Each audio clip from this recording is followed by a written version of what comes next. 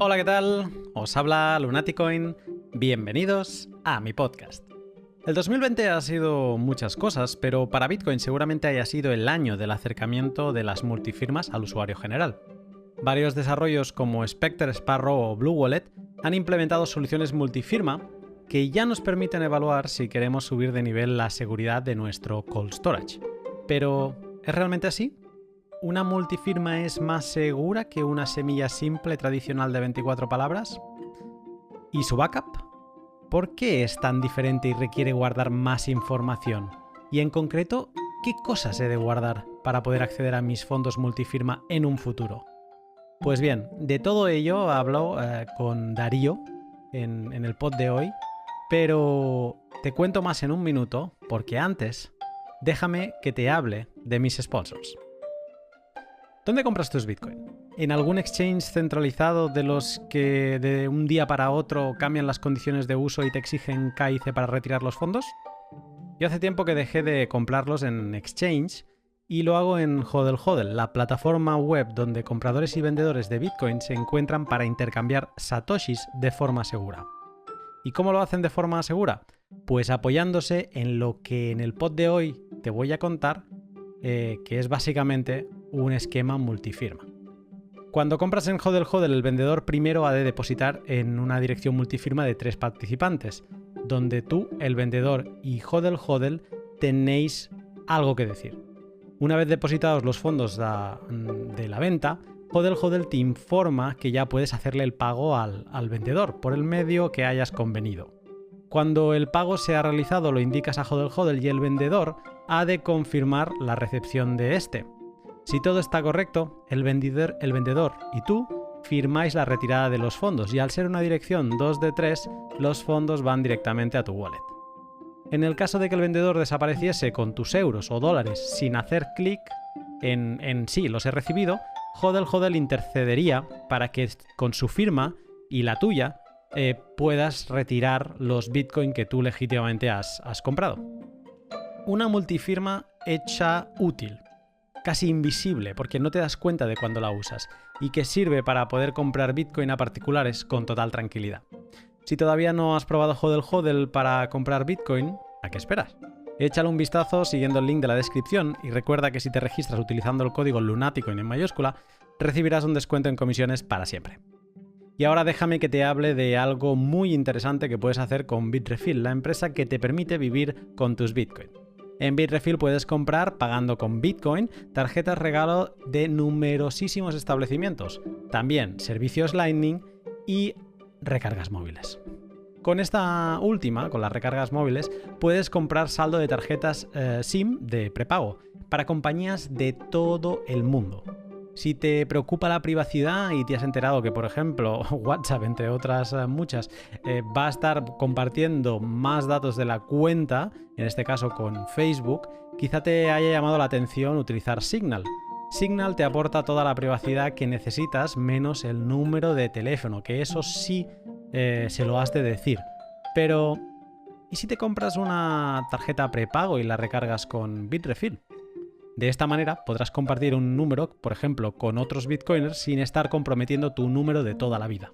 Piénsalo y anímate a descubrir qué otros servicios te puede ofrecer Bitrefill siguiendo el link de la descripción. Te sorprenderás. Pues bien, una de las analogías que más me gusta explicar cuando hablo de Bitcoin es comparar su protocolo al de unas taquillas o lockers de gimnasio, donde guardamos la ropa y le ponemos un candado para que no se la lleven mientras nos ejercitamos. Bitcoin es un conjunto de 21 millones de taquillas que están en Internet, todas en un mismo sitio, en la cadena de bloques. Tener Bitcoin no es tenerlo en tu casa, no, es tener la llave que abre uno de esos candados de una taquilla. Como cuando dices que haces una transacción de Bitcoin, en verdad no estás enviando nada. Solo le estás cambiando el candado a una taquilla de un candado propio al candado de la persona a la que se lo estás enviando. La gran mayoría de los candados de Bitcoin son simples. Su condición de gasto es la siguiente: muéstrame la llave privada que abre este candado y sin problema podrás reasignar estos Bitcoins a otro candado. Pero Bitcoin es más rico que eso y puedes crear candados con las condiciones que desees. Algunos ejemplos podrían ser: un candado que necesite 3 llaves para abrirse, un candado que necesite un tiempo mínimo para abrirse, o un candado que requiera la presentación de un texto específico para abrirse. Bitcoin es mucho más que el ya famoso "preséntame una llave privada y te dejo gastar fondos". Y el principal esquema en el que exploramos esta potencialidad son las multifirmas. En el L94 me siento con Darío Schneidermanis, CEO de Moon Wallet, para hablar sobre multifirmas. En él hacemos un ejercicio acústico para intentar explicar cosas complejas como wallets HD o rutas de derivación. Conceptos de protocolo que se hacen imprescindibles para entender todo lo que hemos de almacenar para guardar una multifirma con seguridad. En el pod repasamos qué son las multifirmas, por qué hemos de guardar tanta información en comparación con una semilla simple, qué hemos de guardar en su copia de seguridad y, para terminar, cerramos el pod con una introducción muy inspiradora sobre los output descriptors o descriptores de salida, que muy posiblemente se convertirán en el estándar de backup en los próximos años. Sin más, te dejo con el pod.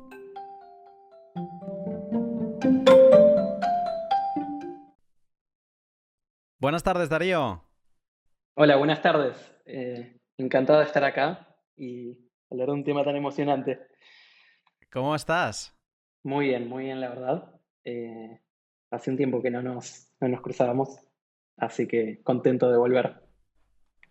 Al menos en mi podcast sí que disfruté mucho hace eso, un par de semanas cuando viniste al directo. Fue una Ujú. charla que iba a ser rápida, pero al final empezamos a entrar en materia y fue muy divertida, te lo agradezco. También estaba Sergi participando por escrito, haciéndote preguntas bien direccionadas, así que estuvo muy interesante. Y bueno, ya en aquella charla mencionaste algunas cosas que dije que yo me iba ya apuntando, ¿no? Mentalmente, de decir, mira, hay estas cosas que me gustaría charlar con más calma con Darío. Y de hecho llevamos tiempo hablando en privado de multifirmas y sobre todo de lo relacionado con los backups de multifirmas, ¿no? Estamos como muy acostumbrados a que te digan, no, has de respaldar tus semillas, de guardar tus 24 palabras o 12 palabras y con eso tienes más que suficiente para luego recuperar tus Bitcoin. Pero cuando entramos a hablar de multifirmas, esas reglas cambian, ¿no? Es como que necesitas guardar otras cosas. Y un poco esa charla que tuvimos medio en Twitter, medio en privado, pues llevó a decir, oye, un día tenemos que sentarnos y hacer el pod de las multifirmas para aclarar un poco todos esos conceptos. Pero antes de entrar en materia más contundente o más técnica, te quería pedir que me ayudases un poco a hacer una introducción a las multifirmas. Para alguien que le suene la palabra pero un poco no las tenga muy ubicadas, ¿podrías explicar qué son las multifirmas? Sí. Bien. Creo que las multifirmas es una tecnología que existe en Bitcoin desde 2013, 2014, creo. Y creo que para entender qué son, creo que primero está bueno entender cuál es el problema que resuelven o por qué es que llegaron eh, a Bitcoin. Y realmente, digamos, todo el sistema de seguridad de Bitcoin hoy en día está parado en este esquema de clave privada, clave pública, ¿no? Esto significa que eh, para yo ser el dueño de mis bitcoins, eso en la práctica significa que soy el poseedor de mi clave privada y esa clave privada me permite decirle a la red de Bitcoin, estos bitcoins son míos y yo ahora quiero moverlos acá. Al mismo tiempo, la clave pública, que es un dato derivado de mi clave privada, es segura, no permite mover mis bitcoins, pero se lo puedo dar a otras personas y a esas personas les permite mandarme bitcoins a mí.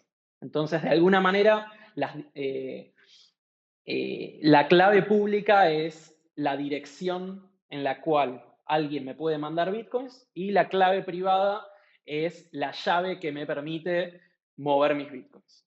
Ahora bien, este esquema que es bastante elegante, es bastante simple, eh, como, digamos, cómo permite asegurar mis bitcoins, de alguna manera es un punto centralizado de falla, ¿no? Porque ahora, si mi clave privada, alguien encuentra mi clave privada o yo pierdo mi clave privada, entonces mis bitcoins están en riesgo. Esto fue problemático bastante rápido, sobre todo para las casas de cambio. Las casas de cambio son sitios centralizados que tienen un montón de bitcoins y están guardándolos con una clave privada, como todo. La complicación es que los exchanges tienen que poder procesar los retiros o withdrawals de los usuarios.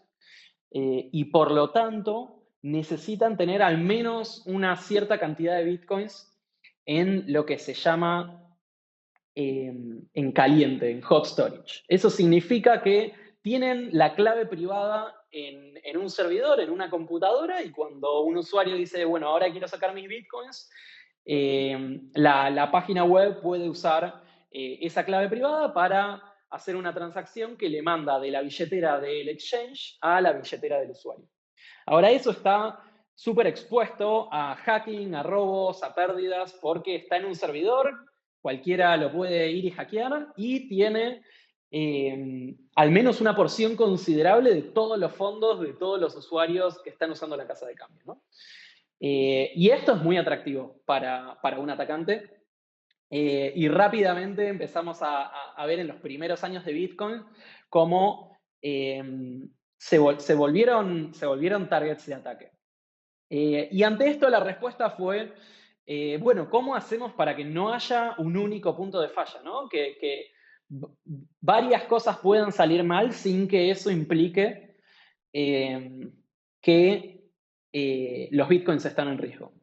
A este concepto en seguridad se lo suele llamar defensa en profundidad, y es, de alguna manera, cambiar el foco no solo a cómo hacer para que las cosas no salgan mal, sino también cómo hacer para que puedan salir cosas mal y eso no signifique que la plata está en riesgo. Es decir, cuántas cosas tienen que salir mal para que la plata esté en riesgo.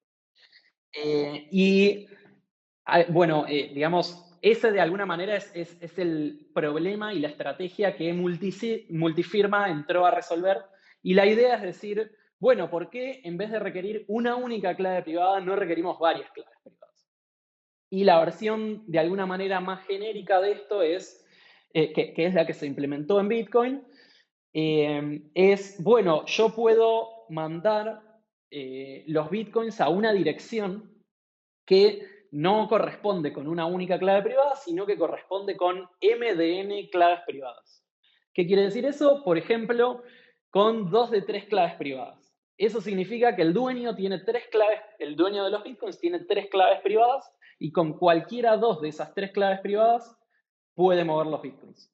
Y Bitcoin permite armar un esquema arbitrario, ¿no? Puede decir, bueno, hacen falta 2 claves privadas siempre y de estas otras 2, una de 2. Y de alguna manera eso es lo que permite el lenguaje de smart contracts de Bitcoin. Así que bueno, eso está disponible desde creo 2013. Pero como me imagino ya hablaremos, es difícil de usar, hay una carga operativa muy importante en esto y hay muchas cosas que tener en cuenta que no son inmediatamente obvias cuando uno hace esto, y por lo tanto recién ahora, creo que el último año, se empezó a hacer más común el uso de esta tecnología, se empezó a hacer más disponible, de pronto hay un montón de productos que están intentando ayudar a que sea más fácil de acceder. Uh-huh. Esto que acabas de mencionar de MDN, o no sé, la M va adelante, ¿no? ¿Es MDN o N? Sí, MDN. Sí. Es lo que también se le llama el quórum, ¿no?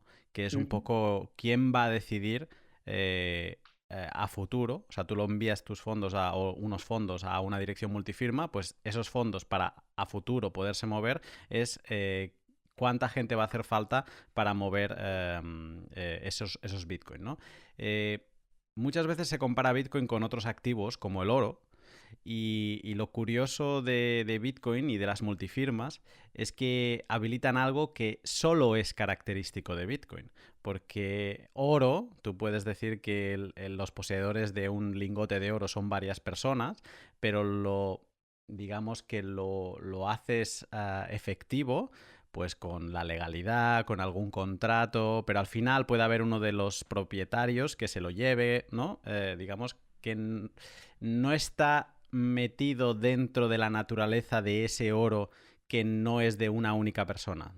En Bitcoin, las multifirmas te habilitan esto, ¿no? Te habilitan que una fracción o un Bitcoin entero o los que sean, sean de varios firmantes a la vez. Más allá del caso que acabo de explicar ahora, que es muy potente de por sí, ¿cuál es el potencial de las multifirmas? ¿Qué podemos hacer con Bitcoin, en Bitcoin gracias a ellas?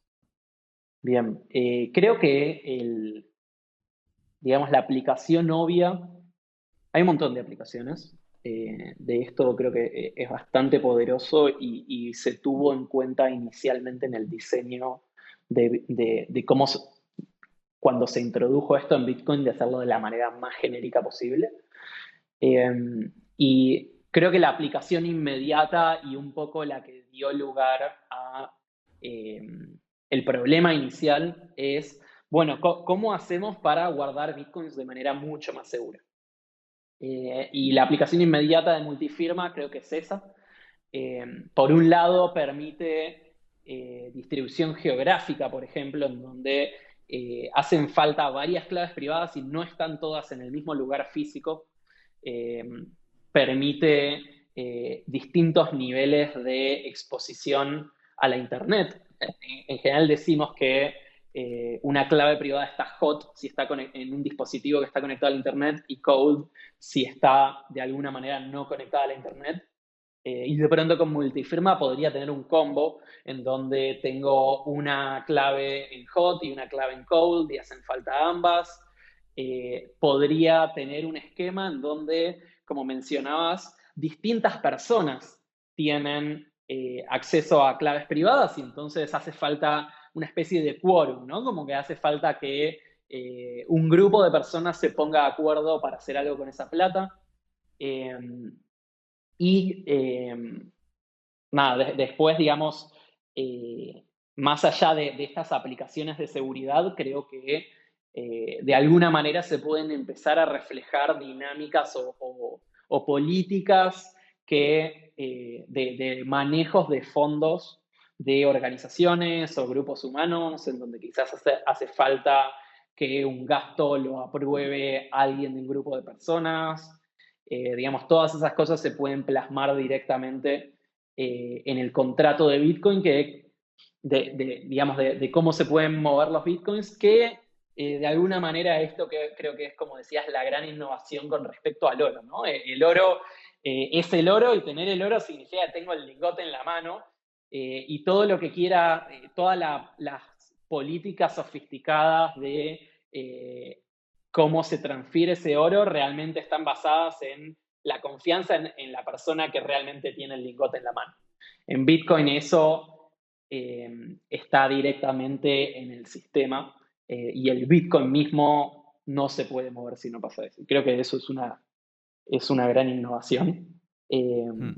Pero bueno, hay mucho todavía por explorar por multifirma, con multifirma y hay un montón de aplicaciones no obvias de cómo se puede usar eso. No menor, Lightning Network. Lightning Network se para sobre el esquema de multifirmas. No sería posible sin eso.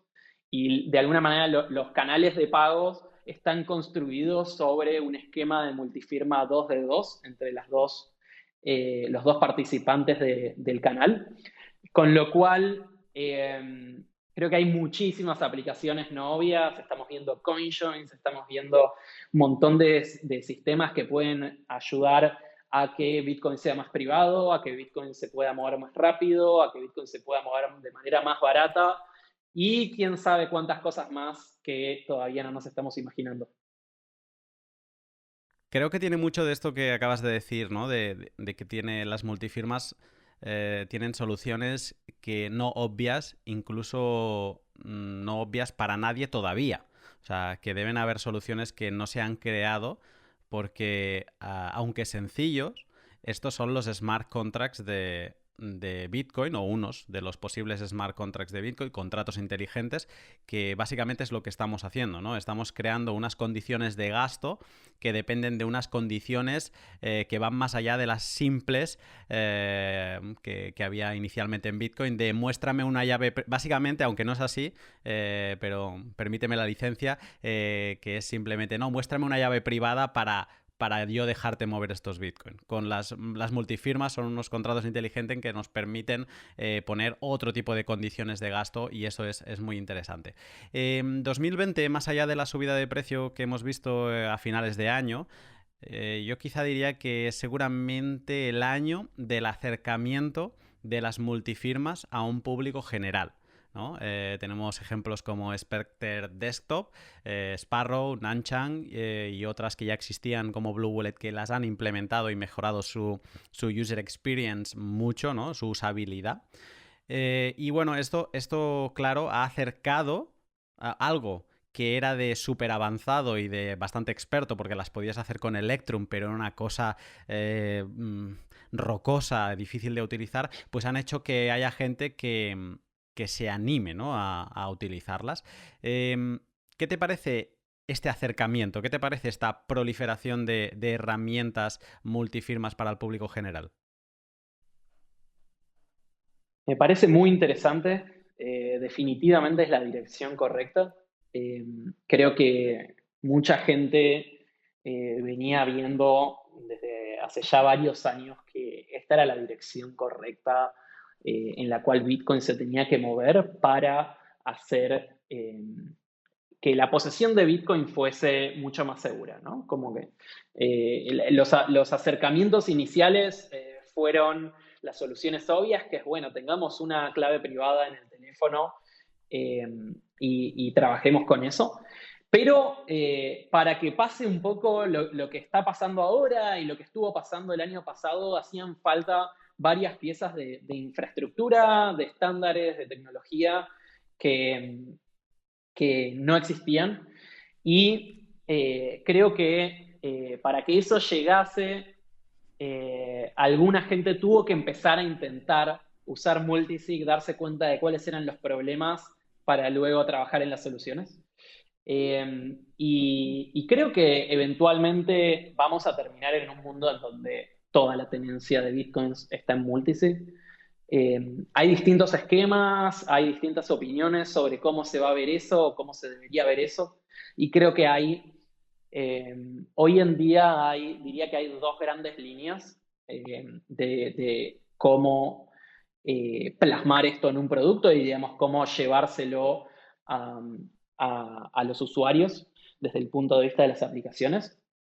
Por un lado tenemos eh, digamos, el encare de Electrum, de Blue Wallet, de Spectre, que es dar acceso lo más directo posible a la tecnología base eh, y después dejar abierto al usuario exactamente qué esquema quiere usar, y cómo va a configurar su seguridad. Y dependiendo de cómo elija hacer las cosas, puede tener esquemas completamente distintos. Y creo que si bien, por ejemplo, Electrum lo venía proveyendo hace mucho tiempo esto, creo que lo que pasó en los últimos meses con Blue Wallet en ese sentido es increíble, lo hicieron muchísimo más fácil, lo hicieron súper accesible, pero está buenísimo. Agarraron algo que era para unos pocos y de pronto lo hicieron mainstream. Y creo que es solo el principio de qué se va a poder hacer con eso. Y después está la otra línea que es algunos proyectos, algunas aplicaciones venían haciendo multisig hace tiempo, solo que en vez de exponerle al usuario todas las posibilidades de multisig, elegían algún esquema en particular súper estudiado y haciendo digamos, un producto alrededor de ese esquema. Y creo que los primeros que vimos con esto fueron BitGo.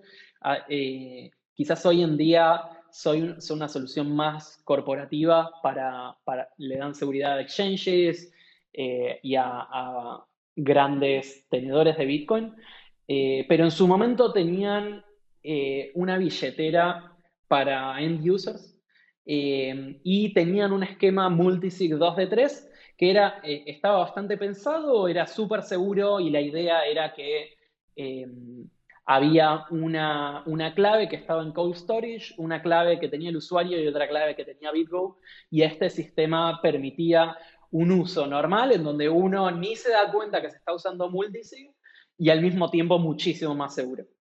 Y creo que de ahí se inspiraron varios otros productos. Green Address, que luego fue Green Wallet, que ahora es Green, hace algo parecido con un esquema 2 de 2, aunque tengo entendido que ahora están moviéndose a un esquema normal con una sola key. Por otro lado, tenemos en la otra punta del espectro a wallets como Casa, que están haciendo la versión full multisig y proveen un 3 de 5, en donde la idea es no para el uso cotidiano de los bitcoins, sino para gente que está holdeando, no los quiere mover, tiene mucha plata y lo quiere guardar en un esquema súper seguro, en donde no solo esté protegido de ataques digitales, digamos, de hacking, sino también de ataques físicos, en cuyo caso es importante el aspecto de que no estén todas las claves en un mismo lugar físico, ¿no? Por ejemplo, guardar una clave en una caja de seguridad, otra clave en otra caja de seguridad, una clave con un esquema así. Entonces, de pronto no solo estamos no solo estamos contando con la seguridad que da Bitcoin, sino también con la seguridad tradicional, por ejemplo, de una caja de seguridad de un banco. Y, y bueno, Moon mismo, que es la wallet que hacemos nosotros, también es un esquema multisig de este tipo, en donde, similar a Green, es un esquema 2 de 2. La idea es que para el usuario sea totalmente transparente y no tenga que estar pensando en que está usando un esquema multisig. Así que bueno, creo que hay varios encares. Creo que es importante tener como las propuestas de multisig genérico, porque eso le permiten a la gente experimentar y encontrar, digamos, cuáles son los esquemas que son útiles para un caso especial, un caso de uso en particular. Y creo que vamos a ir viendo cómo los productos se especializan hacia esos casos, ¿no? Eventualmente, bueno, si resulta que el esquema 3 de 5 de casa es el mejor esquema para long-term holding, entonces vamos a ver cómo hay billeteras que se especializan para ese caso de uso. Si vemos que un 2 de 3 o un 2 de 2 es lo ideal para el uso del día a día, entonces vamos a ver billeteras que se especializan para ese caso de uso y siempre van a haber personas que, bueno, también me olvidé de otro caso que es desde bastante temprano estuvo dando una versión de multisig, la Copay, la billetera de BitPay.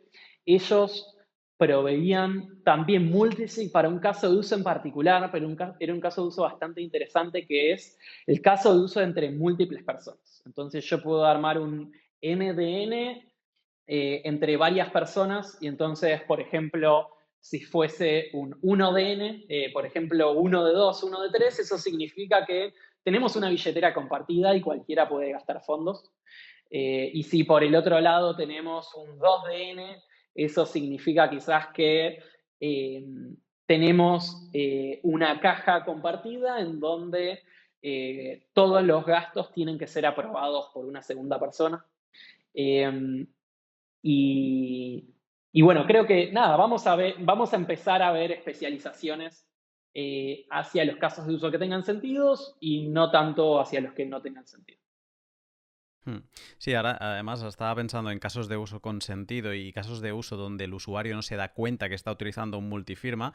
Me ha venido el caso de Hodl Hodl, que es sponsor del show, pero ya no porque sea sponsor del show, es que utilizan las multifirmas para dar seguridad cuando estás comprando, ¿no? Porque hay como ese proceso de escrow donde ellos participan en una 2 de 3, donde los otros dos participantes son el comprador y el vendedor, ¿no? Y donde se bloquean los fondos hasta que la parte off-chain, la parte fiat, pues queda liquidada, ¿no? Y eso quiero decir que las Totalmente. multifirmas a veces nos rodean y no nos damos ni cuenta de que están ahí, que seguramente es hacia lo que tendamos en el futuro, ¿no? A que estas soluciones se acaban utilizando sin que nos demos cuenta. Una reflexión que me hizo Nuno de Blue Wallet cuando hablé con él fue que las multifirmas la gente las puede pensar pues como para autocustodio o para custodio compartido, que lo hemos mencionado antes, ¿no? Hablando del lingote de oro. Ujú.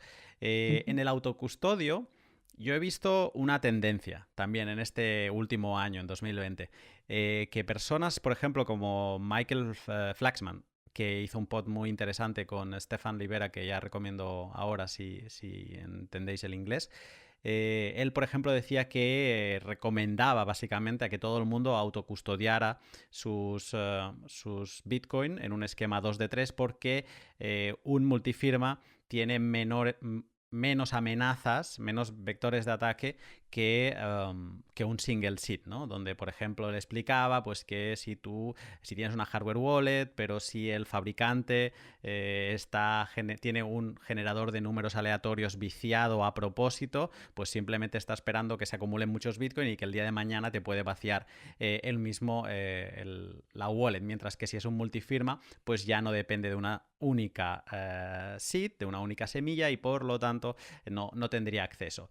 Él de hecho recomendaba un esquema donde una semilla te la creabas tú mismo con una aplicación que a mí no me gusta mucho, que es el Seed Picker, y luego utilizar Coldcard y Cobo Wallet. O sea, él proponía incluso este esquema.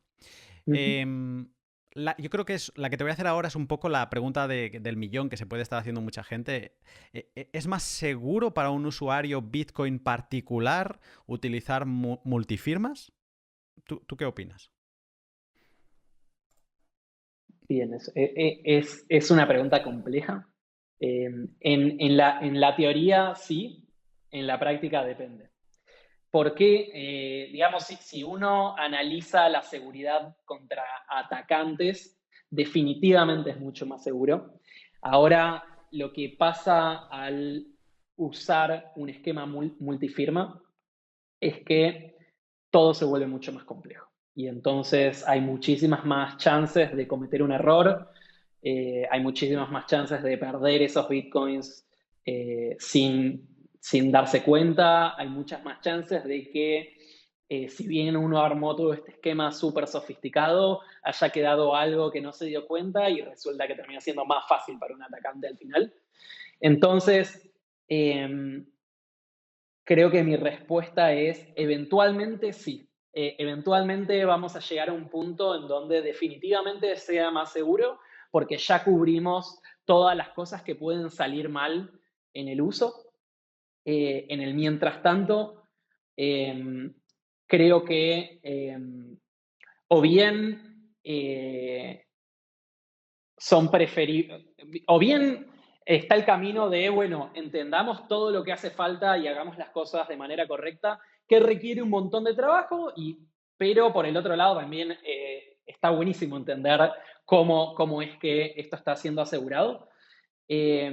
Por otro lado, están las soluciones que son, digamos, de alguna manera, como ya están cocinadas, en el sentido de que ya viene, por ejemplo, con BitGo un esquema 2 de 3 en donde ya pensaron en todo y se ocuparon de que esto se puede hacer sin errores, o Casa, que está haciendo el 3 de 5 y te van acompañando de la mano paso a paso para que no cometas un error, o mismo lo que estamos haciendo nosotros en Moon con el 2 de 2, en donde ya pensamos en todo lo que hace falta para que no puedas cometer un error y olvidarte de backupear algo que no te habías dado cuenta que había que backupear. Eh, por el otro lado, creo que los esquemas hoy más abiertos hay que tener más cuidado. Hay que tener más cuidado, hay que entender qué son las cosas que hace falta backupear, hay que entender qué significa recuperar esos bitcoins, qué va a hacer falta en el momento de recuperar esos bitcoins, que creo que es algo que hasta hoy las wallets intentaron ocultarlo y hacerlo un poco mágico. Eh, y por mucho tiempo creímos que si escribíamos las 12 palabras, eh, ya está, estábamos seguros. Y habían algunos secretos ahí atrás. Resulta que no siempre hacían falta, no siempre alcanzaba con las 12 palabras y que muchas veces varios hemos pasado por la situación de tener las 12 palabras y de pronto ponerlas en una billetera y que diga acá no hay plata y agarrarse la cabeza y decir qué pasó y pasar por unas horas de caos hasta encontrar en dónde efectivamente estaba la plata. Eh, Así que bueno, creo que incluso con el esquema simple de una sola clave, eh, creo que hay muchas cosas a mejorar hoy en día. Con el esquema multifirma esto se hace peor y entonces hay que entender mucho mejor qué es lo que hace falta. En tanto y en cuanto digamos, los esquemas de recovery sigan siendo los que son hoy en día, que hay que tener en cuenta que esto está mejorando día a día, se está moviendo rapidísimo. Y creo que en 1 o 2 años esto va a dejar de ser un problema. Cuando tengamos los estándares correctos y las herramientas correctas, ya no va a ser tanto un problema entender qué es lo que hay que backupear. En el mientras tanto, o bien entender qué se está haciendo, o bien usar algún esquema en donde esté todo eh, ya pensado para que uno no pueda cometer un error. En esos Me, me casos ha, creo que es seguro, más seguro. me ha gustado lo que has dicho porque he mencionado arriba yo que había el cocustodio con otros participantes, el autocustodio, ¿no? Y es un poco donde he introducido la pregunta. Y tú has introducido una acepción del autocustodio, que es el autocustodio puramente llevado por ti mismo, por ti solo, ¿no? Que tú te gestionas todo, o como un custodio tuyo solo en un multifirma donde te ayuda, por ejemplo, una empresa como podría ser Casa, o donde haces un autocustodio, pero te apoyas en una herramienta como Moon, que también trabaja con multifirmas, por lo tanto te da ese plus de seguridad, pero te descarga de tener que ser un maestro en ello, ¿no? O dominar la técnica. Sí. Eso está bien, me gusta tener esa tercera posibilidad. Eh, Michael Flaxman está en el lado pro multifirmas para todo el mundo, pero también hay otro lado, ¿no? Hemos visto gente como Novak de CoinKite, que son los creadores de Coldcard Wallet o de los Open Dimes, menciona repetidamente, respondiendo incluso a Flaxman, que la complejidad es el enemigo de la seguridad. Este tipo de críticas a la multifirma viene por la posible pérdida de acceso a los fondos que ahora mencionabas tú, ¿no? Por no haber guardado toda la información necesaria que requiere una multifirma, ¿no? Estamos muy bien acostumbrados con las single seeds, con las semillas únicas o única private key extendida, por decirlo así. ¿Es realmente tan diferente la cantidad de información que has de guardar en una multifirma versus una single seed? Y no quiero entrar mucho en detalle, luego tengo unas cuantas preguntas sobre ello, pero realmente para que alguien se haga una idea, ¿es tan diferente?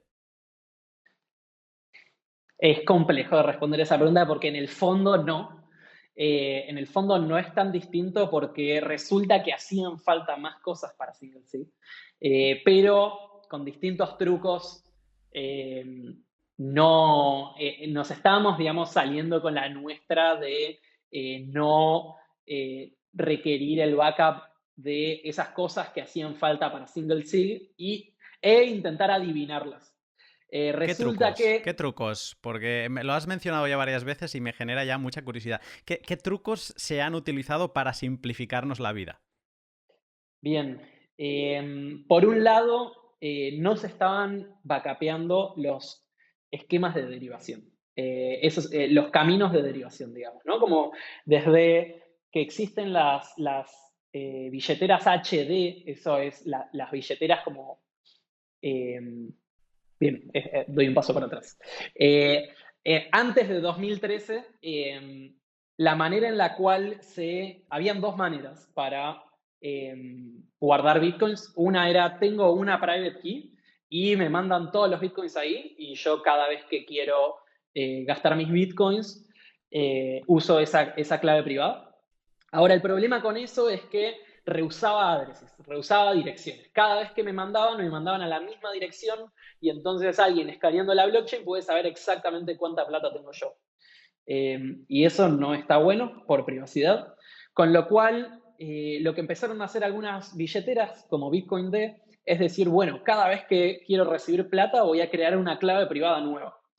Y entonces, con cada pago tengo una nueva clave privada y resulta que las claves privadas son material radioactivo. Las claves privadas hay que tener mucho cuidado cómo se guardan, hay que hacer un backup de manera segura, son complejas, digamos, de manejar. Y entonces, la idea de que cada vez que alguien me quiere hacer un pago, tengo una nueva clave privada, sonaba una pesadilla de seguridad. Y ahí es donde entran las billeteras HD. Las billeteras HD introducen el concepto de eh, clave privada extendida o clave privada master. Y la idea con las claves privadas extendidas es que de una clave privada extendida se pueden derivar infinitas claves. Si yo tengo la clave privada master, en general se la representa como la clave privada M, y yo puedo conseguir la clave privada M barra 1, esa es una, y la M barra 2 y la M barra 3. Y teniendo la clave privada extendida M barra 1, también a partir de esa puedo derivar la M barra 1 barra 1 y la M barra 1 barra 2. Y así es como puedo derivar una cantidad ilimitada de claves privadas. El tema es que ahora yo tengo que saber cuáles son esos caminitos, ¿no? Y a ese caminito se le llama el camino de derivación. El M barra 1 barra 1 dice agarrá a la clave privada master, la M, derivala en barra 1 y luego a eso volverlo a derivar en barra 1. De alguna manera, viéndolo esto desde el punto de vista de la billetera, la manera en la cual se usan a las claves privadas extendidas, la billetera ahora solo va a cuidar una clave privada, la clave privada master. Entonces, a esa clave la seguimos tratando como material radioactivo, pero hay solo una, no hay una cantidad, digamos, indeterminada de claves privadas. Y cuando yo quiero recibir plata en Bitcoin, lo que va a hacer mi billetera es decir, bueno, de la clave privada master voy a derivar en algún camino de derivación, barra 1, barra 1, barra 30, por decir algo. Con esa clave privada voy a calcular la clave pública, con la clave pública voy a calcular la dirección y eso lo voy a mostrar en un código QR. Y ahora alguien va a escanear ese código QR, mandarme plata a esa dirección, pero resulta que para gastar esa plata, ahora mi billetera necesita entender cómo generar la clave privada correspondiente a la dirección que se había usado. Y para eso necesita entender cuál es el camino de derivación exacto que me lleva a esa clave privada. Por Ujú. lo tanto, en la práctica, cuando yo voy a anotar la mnemonic, que es equivalente a esta clave privada extendida o a esta clave privada master, y cuando una herramienta de recuperación quiera recuperar todos los bitcoins, va a tener que hacer lo siguiente. Va a tener que decir, bueno, primero tengo que entender cuál es el camino de derivación que la billetera estuvo usando para poder generar todas las posibles claves privadas. A partir de esas claves privadas voy a generar las claves públicas y teniendo conocimiento de qué scripts está usando la billetera de las claves públicas voy a generar las direcciones, las addresses, y recién con eso puedo escanear la blockchain buscando a ver cuáles son los fondos que, digamos, quién mandó plata a alguna de estas direcciones. Una vez que se encuentra eso, se encuentran se llaman unspent outputs, UTXOs, digamos, los fondos sin gastar. Una vez que encuentro todos los UTXOs que tienen una dirección perteneciente a esta clave privada, lo que puedo hacer es, digamos, usar la clave privada para gastarlos, conociendo de nuevo el camino de derivación, el tipo de script que está usando esta wallet. Cuando digo tipo de script, ¿a qué me refiero? En la época que se creó Multisig, esto no era un problema, porque había un solo tipo de dirección. El tema es que a lo largo de los años se fueron agregando tipos de direcciones nuevos. Primero se agregó el básico, digamos, que es Pay to Public Key Hash, que es pagarle a una clave pública, pagarle a una dirección, mejor dicho. Fue el segundo, el primero, nada, había un problema con Pay to Public Key, se creó el Pay to Public Key Hash. Luego se creó Pay to Script Hash, que son las direcciones que empiezan con 3, que son las que usábamos hasta hace un tiempo. Hoy las solemos llamar de compatibilidad. Y en 2017, que llegó Segwit, se creó un tipo de dirección nueva, que son los Pay to Witness Script Hash o Pay to Witness Public Key Hash, que son las que empiezan digamos, son las direcciones Bech32, que son, digamos, las modernas, de alguna manera. Empiezan por BC1. ¿Cómo? Que empiezan claro, por BC1. Exacto, empiezan con BC1.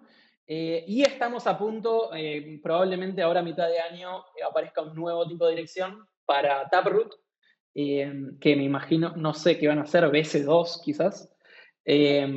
Así que bueno, como que cuando se creó Multisig era, bueno, lo único que hace falta realmente para recuperar acceso a los bitcoins es usar un camino de derivación. Hay un solo tipo de scripts que se pueden usar, así que eso no es un problema, ya sabemos cuál es. Y si estandarizamos cuál es el camino de derivación, entonces lo único que hace falta que el usuario anote es la master private key, o sea, las mnemonics, la frase semilla.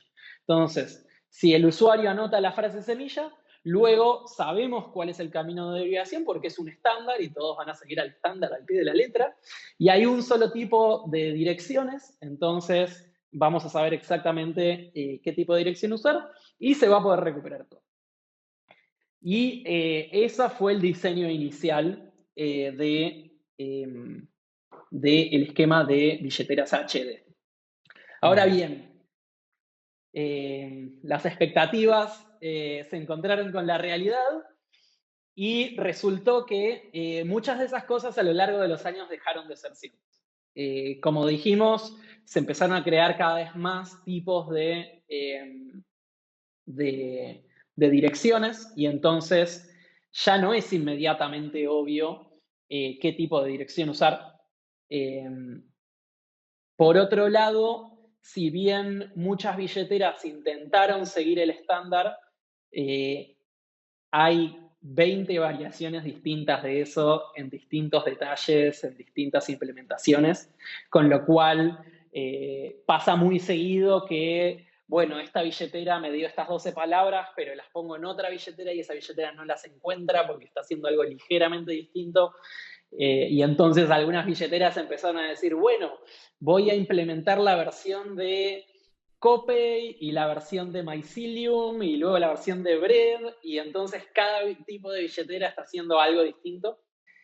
Esto terminó dando origen a un sitio que se llama creo que walletsrecovery.com, en donde también la gente de CoinKite armó esto en donde documentan cuáles son los caminos de derivación de cada wallet y hay un montón de variaciones. Así que realmente hoy, ¿qué hace falta hoy para recuperar una billetera single sig? Una billetera con una única clave. Hace falta las mnemonics, que digamos es de ahí se puede calcular la clave privada master. Hace falta el camino de derivación y para eso hay que ir a esta tabla y decir, bueno, yo usé esta billetera, así que el camino de derivación es este. Eso sin contar las billeteras como Copay, que decidieron ir cambiando su camino de derivación, así que habría que ver la fecha. Y luego hay que ver, bueno, yo usé direcciones Segwit, usé direcciones compatibilidad, usé direcciones de las viejas, y bueno, como que el software de recuperación se volvió cada vez más complejo porque tiene que tener en cuenta todos estos casos. Ahora bien, con una sola clave, todavía estamos en la situación en la cual más o menos se puede adivinar qué es lo que, qué es lo que la wallet original hizo. Sí. Sí, te corto un momento. Voy a poner un ejemplo, voy a intentar traducir todo esto del lenguaje técnico a un lenguaje muy normal. De hecho, ahora estoy viendo Westworld, que no sé si la has visto, pero me está gustando.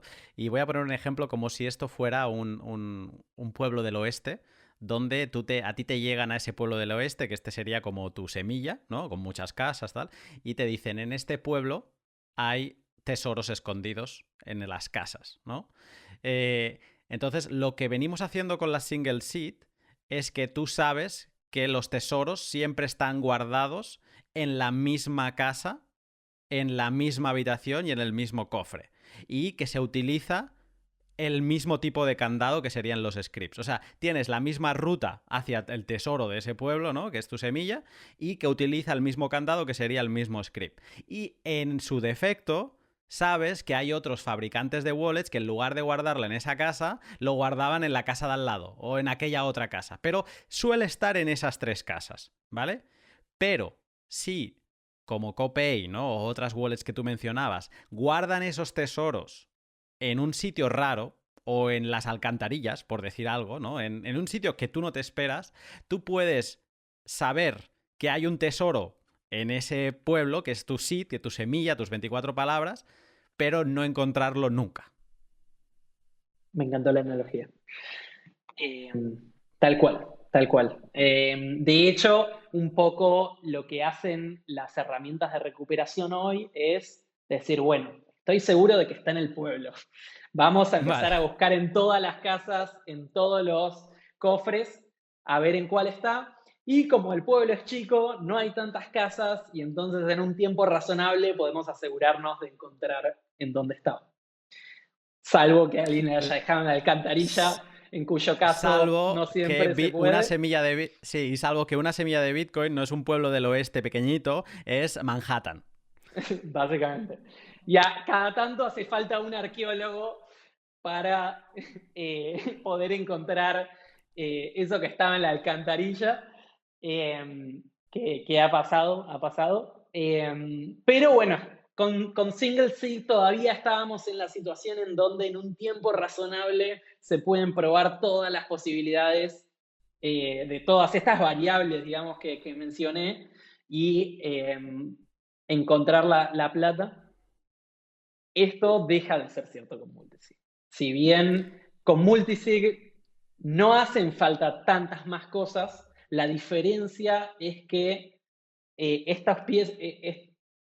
estos datos que antes adivinábamos, ahora ya no se pueden adivinar. No se pueden adivinar porque hay mucho más. Espero que estés disfrutando de este pod sobre multifirmas. Te interrumpo un momento para hablarte de mi otro sponsor, Shift Crypto. Shift Crypto es la empresa suiza productora de la genial hardware wallet Bitbox 2. Es la hardware wallet que recomiendo a amigos y familiares por ser fácil de usar si no tienes mucha idea de qué va Bitcoin y tiene todas las funcionalidades avanzadas que desearías tener si eres un usuario experto. En Shift están pensando la seguridad a 360 grados y en su web no solo vas a poder encontrar las Bitbox 2, sino también otros artículos muy interesantes como placas metálicas para guardar tu semilla de forma duradera, tarjetas de papel resistente pensadas para guardar otras copias de tu semilla y las recién llegadas bolsas a prueba de manipulación para que sepas si alguien toca lo que no debería. Si estás pensando subir el nivel de seguridad de tus bitcoins, sigue el link de la descripción, pásate por la tienda de Shift y regálate todo aquello que fortalezca tu protocolo de backup. Protege a tus bitcoins como si costaran millones. Quizá algún día los valdrán. Vale. Mira, voy a aprovechar este momento para introducir un poco el inicio de la existencia de este podcast, que fue un tweet que hice pues un poco a razón de que iba a grabar con uno de Blue Wallet para presentar sus balls, sus multifirmas, y hice un tweet, una encuesta, donde decía lo siguiente. Pregunta importante sobre multifirmas. ¿A qué información necesitaría acceder en un futuro, el backup, para mover fondos de una multifirma 2 de 3? Daba 4 opciones. La primera es, pues necesitaré las llaves privadas o semillas de 2 participantes. Recuerdo que es una 2 de 3, ¿vale? Esa es la opción 1. La opción 2, necesitaré las llaves privadas de 2, ¿no? De 2 participantes y también las llaves públicas de 2 participantes. Opción 3, necesitaré 2 llaves privadas y 3 public keys, ¿vale? Y luego, opción 4, lo anterior, las 2 llaves privadas y las 3 pub keys, más los fingerprints y más las rutas de derivación que acabas de explicar tú ahora. El resultado de esta encuesta, preocupantemente, la opción más votada de 262 votos fue la primera. Solo voy a necesitar 2 private keys. A ver, esto es Bitcoin. Me tenéis acostumbrado a que guarde mis semillas que equivalen a mis private keys y con eso tengo más que suficiente. Por lo tanto, si es una 2 de 3, yo no soy tonto, yo sé que necesito 2 para poder mover fondos, ¿no? No me hacen falta los 3. Por lo tanto, 2 private keys. Error. 40% de las personas votaron, ¿vale? La segunda más votada fue la gente que votó 2 private keys y las 3 public keys, porque algo he leído, algo he escuchado que en verdad también hacen falta las public keys. Pero yo cuando hice este tweet, la opción buena que yo tenía en mi cabeza era la opción 4, que era esta misma opción, 2 private keys, 3 public keys, más fingerprints, más rutas de derivación.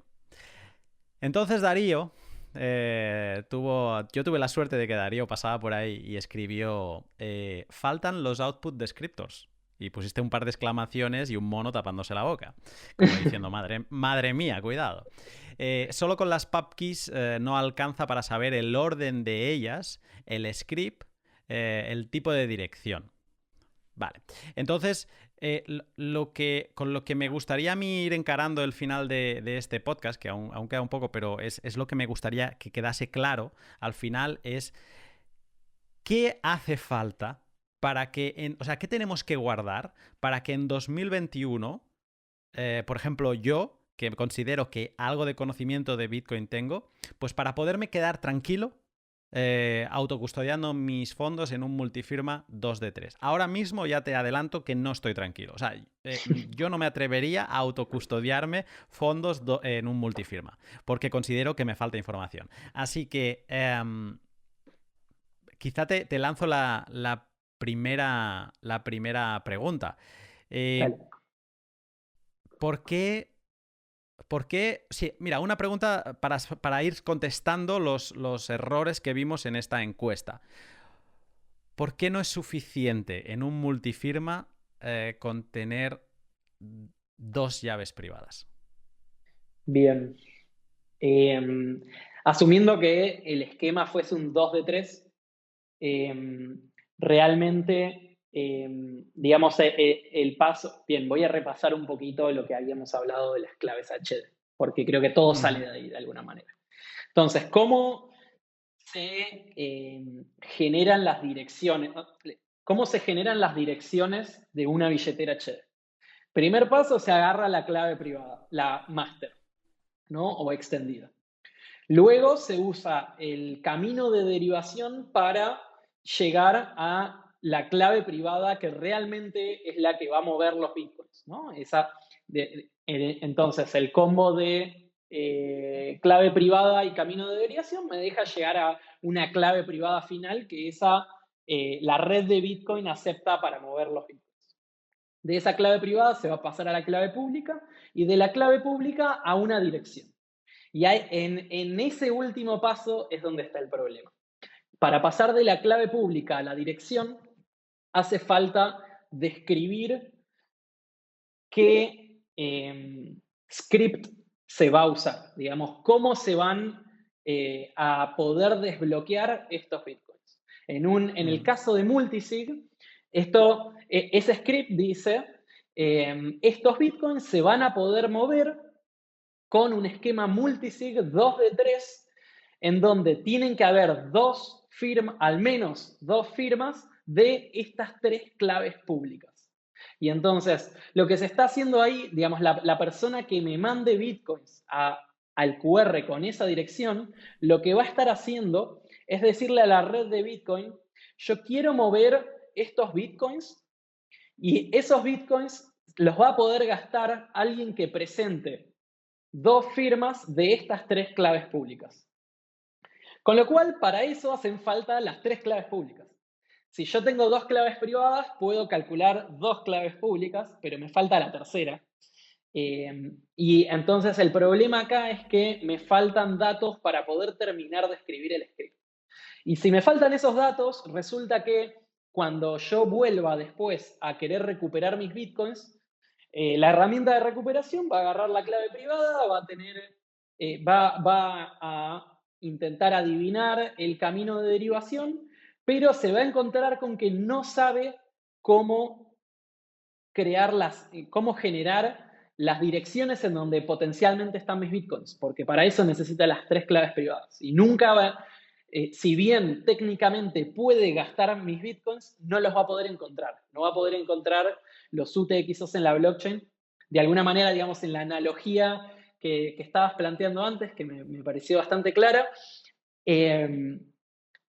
la tercera clave, digamos, las claves públicas de alguna manera describen en qué casa está la plata, y el problema que tiene la herramienta de recuperación es que hay infinitas casas en este pueblo, y entonces si no le decimos exactamente cuál es la casa, no va a poder llegar, porque no puede hacer lo que hacía antes, que es, bueno, pruebo todas. Es como que nos permitimos licencias en Bitcoin que no deberíamos, o sea, porque son licencias con la seguridad de nuestros Bitcoin, y nos permitimos la licencia de esperar que de una clave privada extendida podamos encontrar la public key a la que pertoca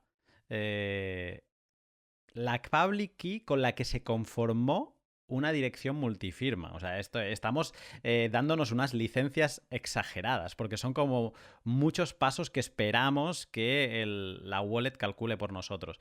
En este caso, como nosotros asumimos que si solo tenemos dos private keys es que una la hemos perdido, entonces le estamos pidiendo a la herramienta de recuperación, mira, necesito que me descubras 3 public keys que me conforman una dirección multifirma, pero solo te voy a dar 2 private keys.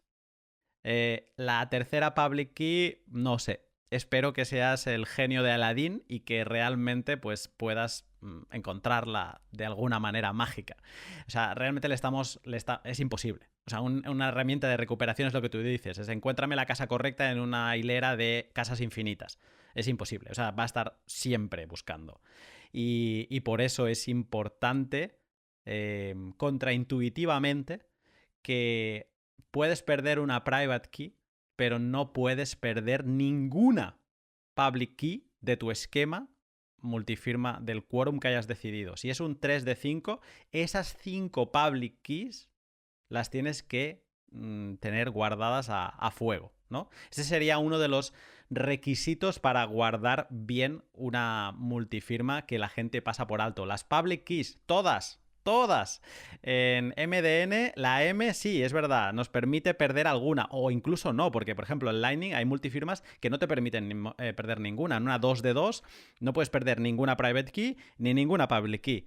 Pero es que en una 2 de 3 o en una 3 de 5 nunca, nunca, nunca puedes perder ninguna public key, que son las conocidas, en teoría están al alcance nuestro cuando creamos la multifirma, ¿vale? Ese es uno de los pasos importantes y genial, gracias por la explicación. El otro punto, perfecto, tenemos esto claro, ya sabemos que con dos private keys no vamos a ningún sitio, ya sabemos que sin todas las public keys no vamos a ningún sitio.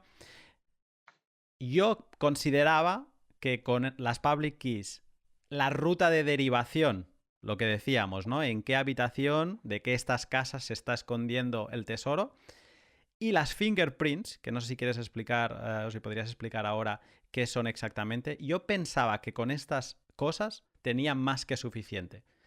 Primero de todo, quizá aclaramos qué son las fingerprints.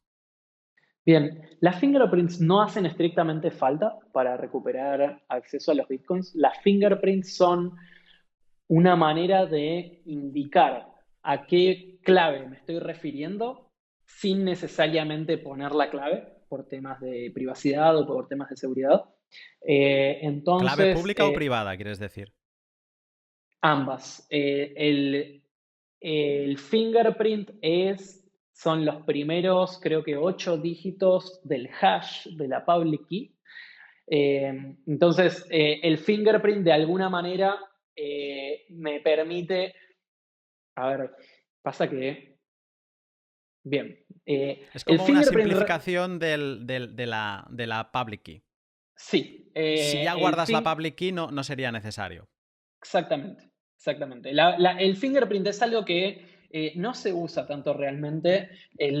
La razón por la cual se creó es de la época en la cual Bitcoin Core, como habíamos contado antes, tenía muchas private keys y entonces hacía falta alguna manera de indicarle a esta es a la que me estoy refiriendo, pero obviamente no quiero andar dando vueltas con la private key por todos lados, con lo cual se creó la fingerprint que permite básicamente referirme a una clave privada o alternativamente su clave pública sin necesariamente tener que poner la clave. Y esta fingerprint se llevó a algunos otros casos de uso. Creo que en el esquema de billeteras HD se usa la fingerprint en un par de lugares, pero digamos, el uso principal es para indicarle a alguien que sí tiene o bien la clave privada o la clave pública a qué clave me estoy refiriendo. Entonces es una manera, digamos, succinta de referirme a una clave en particular.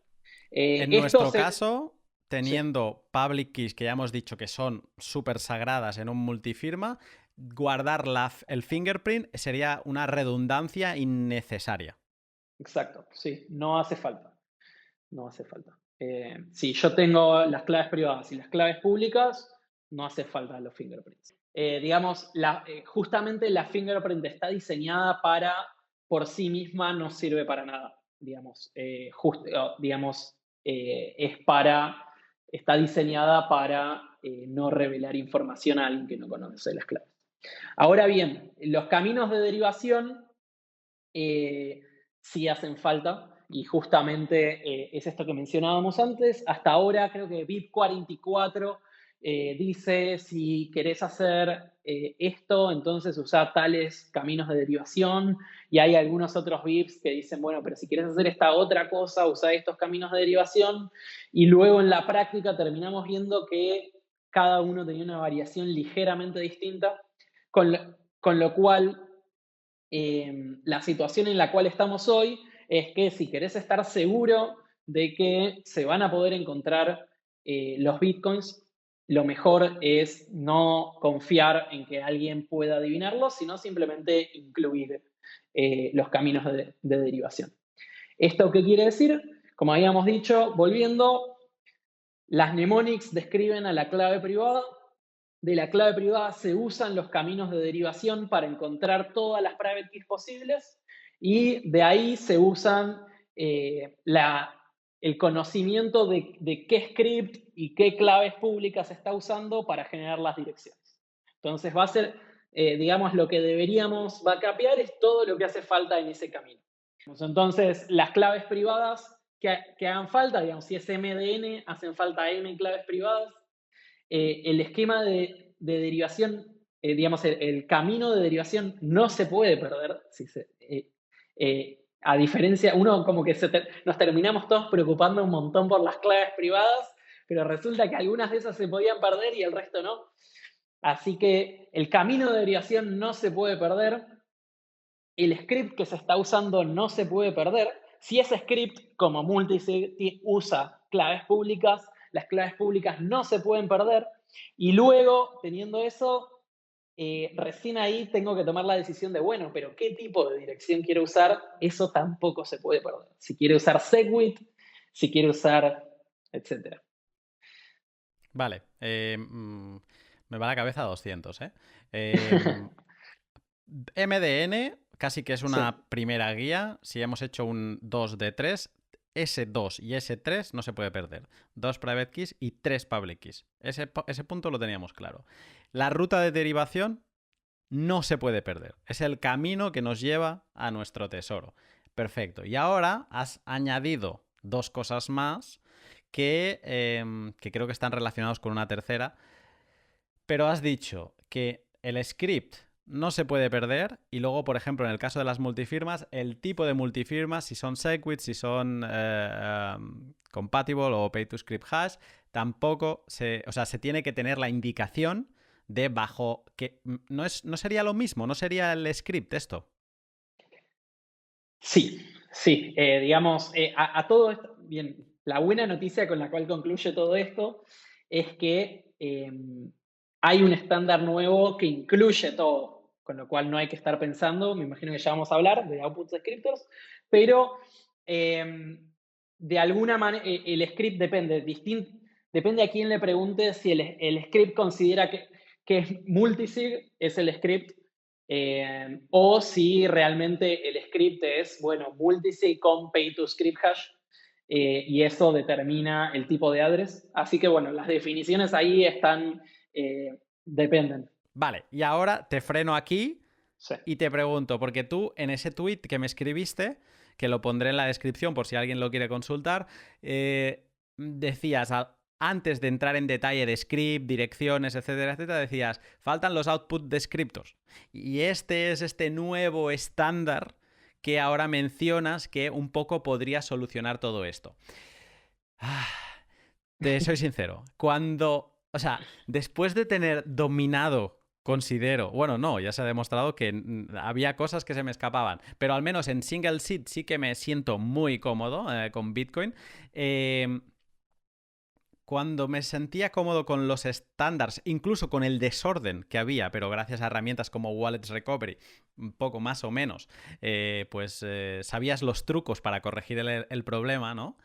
De golpe te aparece los output descriptors, que es otro estándar más, que como en Bitcoin no hay una autoridad central, los estándares son estándares, pero que a lo mejor los utilizan solo en su casa y el resto de wallets no los utilizan. Pero bueno, aparece este estándar que juraría que viene de Core, ¿no? De Bitcoin Core, y parece que va realmente a convertirse en un estándar. Pero la primera sensación es, madre mía, qué pereza, otro estándar más. Pero bueno, te pregunto, no sé si podrías explicar, porque además cuando los he visto, y el otro día en el directo tú enseñaste algún tipo de output descriptors, me lo miré y fue como, ¿what? Porque eran como 4 líneas de texto con muchos comandos que son legibles, ¿no? Es código, pero más o menos puedes diferenciar los comandos, pero es como, ¿what? Si yo hasta ahora guardaba 24 palabras que eran muy fáciles de recordar y ahora que tengo un trozo de código tengo que guardar. ¿Qué son los output descriptors y qué nos solucionan? Bien. Sí, los output descriptors la idea la propuso Peter Will que es un core developer. Eh, y Peter estaba intentando solucionar exactamente este problema del que venimos hablando. Como ellos venían trabajando con esquemas multisig eh, para, para guardar bitcoins con mucha seguridad. Y entonces se chocaron con este problema, ¿no? Como que voy a, digamos, ya en base a todo lo que hablamos, creo que hay ya una sensación de esto que creo que de a poco el ecosistema se está empezando a mover en que los backups tienen dos niveles. Hay un nivel de cosas que es donde están las claves privadas, en donde ese nivel de backup es peligroso, ¿no? Las claves privadas son las cosas que uno tiene que guardar de manera segura y nadie más tiene que descubrir. Y en donde es tan crítico de alguna manera eso que decimos, bueno, armemos esquemas multisig en donde, bueno, quizás hacen falta 3 claves, pero con cualquiera 2 es suficiente. Y entonces puedo perder una, pero mientras que tenga las otras 2, está todo bien. Y hay un segundo nivel de backup que de alguna manera es el backup que si alguien lo encuentra no pasa nada, porque eso no le alcanza para mover mis bitcoins, pero no puedo perderlo. No puedo perderlo, digamos, teniendo solo las claves privadas, no me alcanza para mover mis bitcoins si no tengo ese segundo nivel de backup. Y a esto se lo está empezando a llamar como un backup de 2 capas, un sistema de backup de 2 capas. Y entonces la idea es a la segunda capa, que es esta información que de última, bueno, si alguien lo encuentra no pasa nada, lo puedo guardar en todos lados. Puedo hacer 1000 copias, puedo guardarlo en la nube, puedo guardarlo en copias impresas, puedo dárselas a alguien y va a estar todo bien. La idea es justamente, de lo único que hay que asegurarse es de no perderla, con lo cual voy a querer hacer muchas copias de eso. Por ejemplo, una sugerencia que se está empezando a hacer para los setups multisig es, bueno, si le voy a dar una clave privada a esta persona y otra clave privada a esta persona y esta clave privada la voy a guardar en una caja fuerte, al lado de cada caja privada todos tienen una copia de toda digamos, la capa pública de recuperación. Entonces, todos tienen una copia y entre todos, mientras que alguien tenga la información pública, es suficiente para recuperar los bitcoins. Entonces, la gente de Blockstream y Peter Will en particular empezó a pensar en este problema de, bueno, ¿cómo se hace para recuperar los bitcoins que se pusieron en una dirección compleja, con multisig, con muchas claves privadas, claves públicas, y llegaron a lo que hoy conocemos como los output descriptors, que es un lenguaje que permite expresar de manera compacta todos estos datos que dijimos que hacían falta. Y entonces, en una sola pieza de información, puedo decir qué claves se están usando, qué claves públicas hacen falta, cuáles son los caminos de derivación de cada clave pública, porque no necesariamente cada clave usa el mismo camino de derivación. Y luego puedo decir cuál es el script que estoy usando con esas claves. Y luego puedo decir cuál es el tipo de dirección que estoy usando con ese script. Todo eso en un mismo lugar.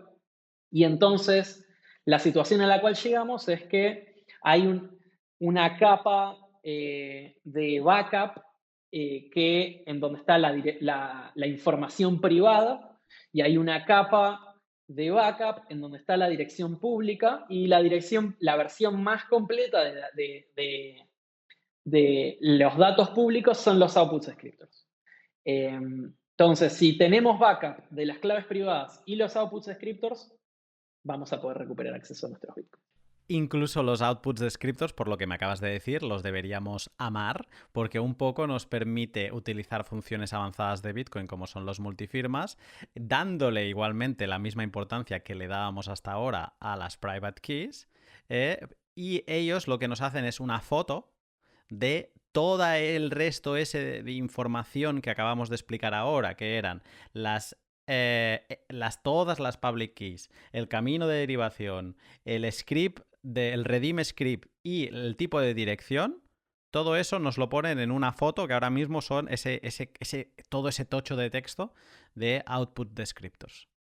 En el Exactamente. símil del oeste es como que podemos guardar nuestra llave que abre la caja fuerte del banco del oeste, y de todas las llaves privadas que están guardando tesoros les cuelga una foto, un Polaroid con el resto de características.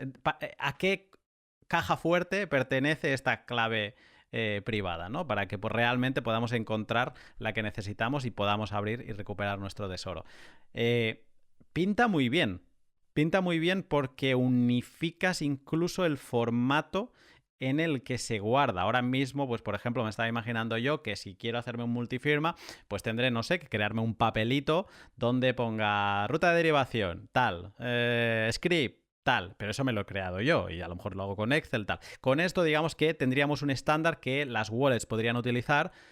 Seguramente alguna ya lo está utilizando, o Moon, por ejemplo, ¿no? Sí. Lo está utilizando.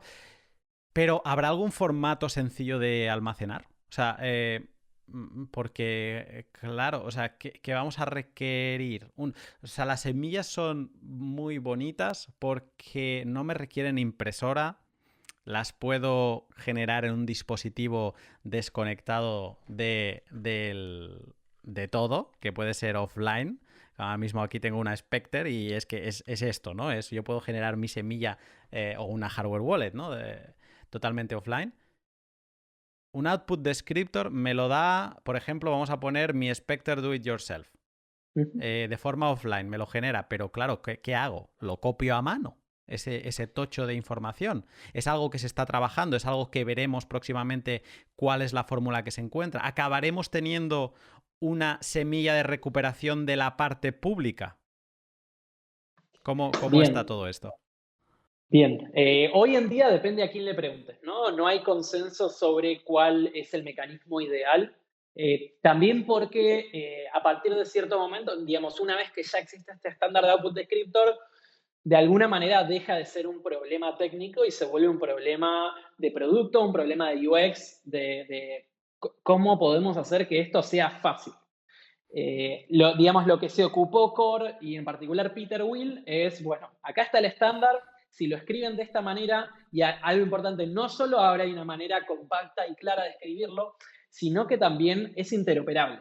Y de pronto una wallet que haya decidido hacer algo completamente particular y otra wallet que haya tomado decisiones distintas y la misma wallet en el futuro esté haciendo otras cosas, hoy en día todas esas, si expresan su sistema de backup con output descriptors, por ejemplo, ya se puede ir a Bitcoin Core y decir yo tengo estas claves privadas con estos output descriptors y recupera la plata. Entonces, creo que un poco lo que se está intentando hacer es hacer a todo interoperable. Ahora, ¿cómo se usa esto en la práctica? Yo como usuario, ¿cómo hago para eh, no perder los output descriptors? Y los output descriptors, como dijiste, son un choclo. Con lo cual, lo ideal sería que no haya que escribirlos a mano, se pueden escribir a mano, pero son muchas líneas de caracteres, casi que te diría aleatorios. Eh, pero la buena noticia es que dentro de esos caracteres, en principio, no siempre, pero dependiendo, digamos, acá de las decisiones que tome la wallet, pero en tanto y en cuanto las claves privadas estén separadas, los output scriptors no son peligrosos. Entonces, se pueden guardar en una computadora, se pueden guardar en un teléfono, se pueden guardar en la nube. No hace falta que estén necesariamente en cold storage.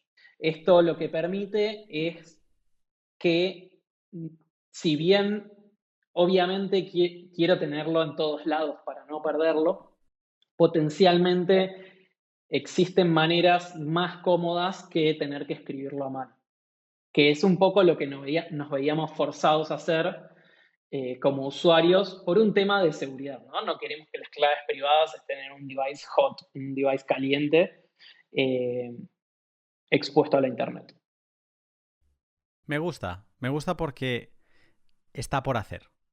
Es uno de esos momentos que a veces la gente te pregunta, ¿llego tarde a Bitcoin? No, no llegas tarde a Bitcoin porque, por ejemplo, ahora mismo estamos hablando de algo que está genial, que incluso yo me lo miraba con pereza, pero después de escucharte digo, es que está genial. O sea, es que además te quita un problema de encima. Pero que, por ejemplo, para mí no tiene una solución buena ahora mismo. Alguien podría decir, una impresora, lo imprimo.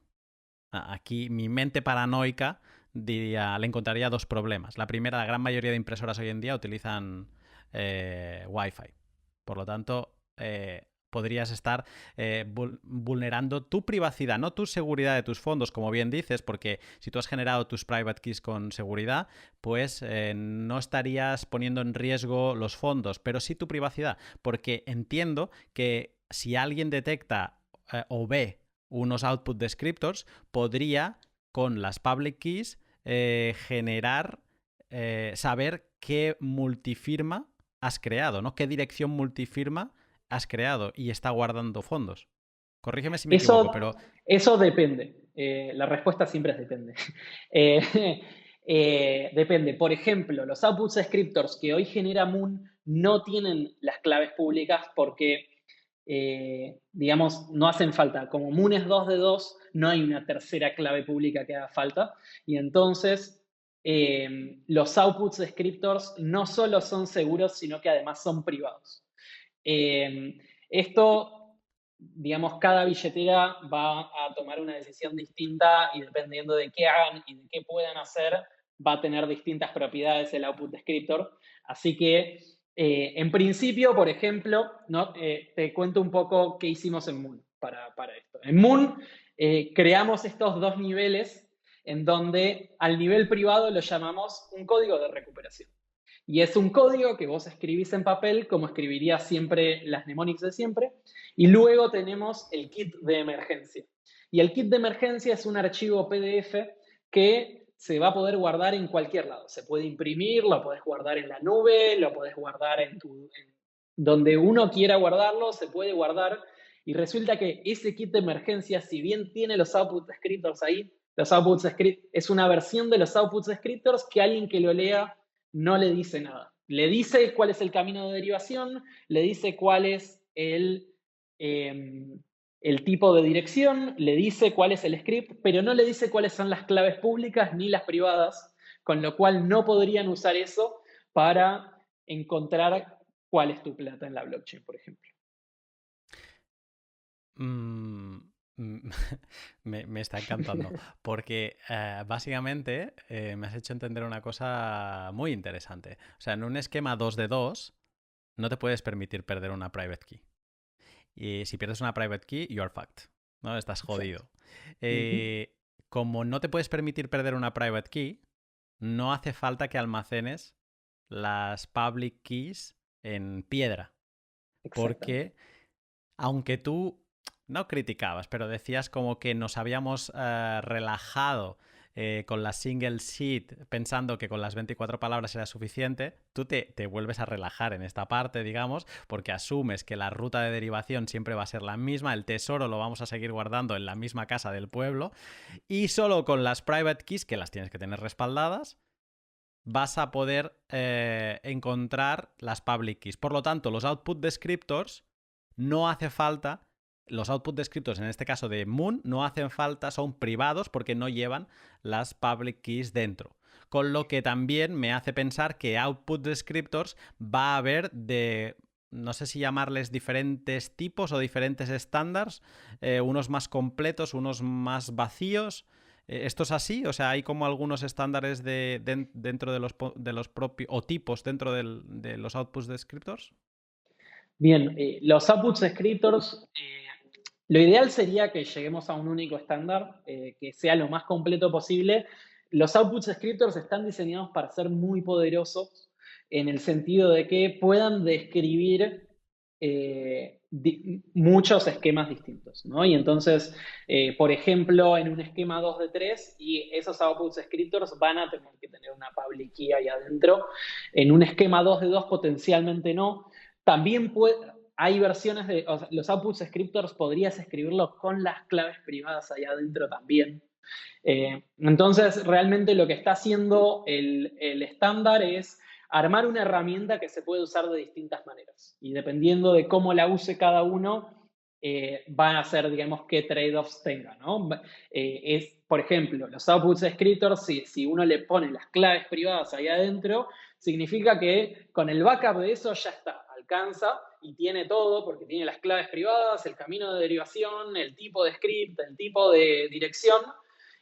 Pero bueno, a ese output descriptor hay que tratarlo como si fuese una clave privada, porque si alguien encuentra ese output descriptor, entonces puede llevarse la plata. Por el otro, o sea, otra versión de los output descriptors es no pongamos las claves privadas, pongamos las claves públicas. Y entonces, quien tenga ese output descriptor va a poder encontrar los distintos, digamos, los outputs, justamente porque describen dónde están los outputs, por eso output descriptors, va a poder encontrar dónde está mi plata, pero no va a poder gastarla.